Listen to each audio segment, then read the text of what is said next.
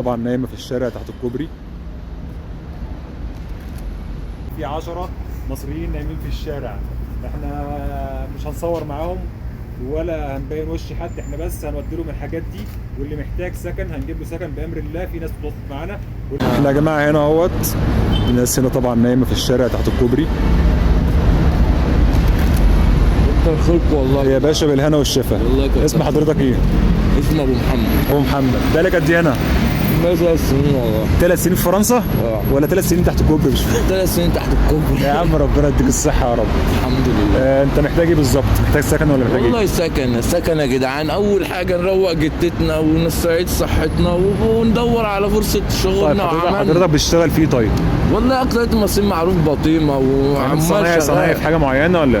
بنتيره والله. مش هقول لك صنايعي يعني اكل عيش يا عم. انا اقل حاجه بقل يوميه. وهنا يعني اللي يبص للجشع والطمع اللي بيعملوه مع بعض هنا، في ناس بتتعب من الكلام ده. احنا بأقل حاجه والله في ناس اهل خير كتير، بس احنا نشاور عليهم. حضرتك معاك باسبور ومعاك البيانات عشان برضو لو حد خدك في سكن وكده، دي اهم شيء. انا عندي بابير.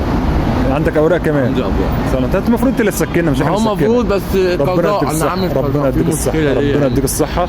نزل فيديو والله وبامر الله في ناس كتير استجاب. ربنا يبارك في صحتك، وباذن الله يعني كل ده هيعدي على خير بامر الله. شكرا.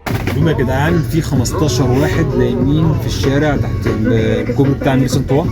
هم طبعا ما حبوش يتصوروا، احنا مش هنصور اصلا ولا هنعرض حد، بس الفكره هقولها لكم في اخر الفيديو عشان تبقوا عارفين الناس دي نايمه تحت الكوبري، وهتشوفوا الحاجات دي بعينكم دلوقتي. احنا بنجيب لهم شويه حاجات، الناس من اهل الخير اتبرعوا بيهم، مش احنا ممكن يعني نعمل فيديو او نساعد بحاجه بسيطه، بس في ناس من اهل الخير. في ست مصريه كانت مساعده الفتره اللي عدت، ربنا يبارك لها يا رب ويشفيها. الناس دي يعني الله يكون في عونهم، نايمين في البرد، احنا اصلا لابسين وماشيين وفي نفس الوقت بردانين كمان، ما بالك لما يكون حد نايم في الشارع، فالله المستعان.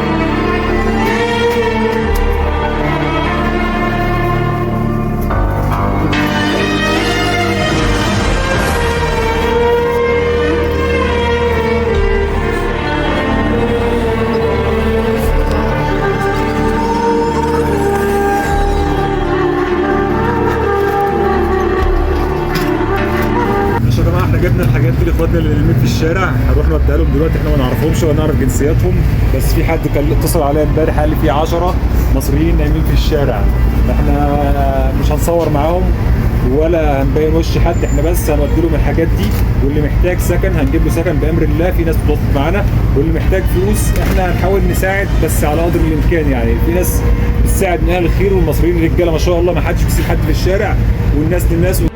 الناس اللي نايمه في الشارع يا جماعه تحت الكوبري اهي، احنا رايحين نودي لهم الاكل. ربنا يستر عليهم، نايمين في البرد واحنا متدفيين في السراير.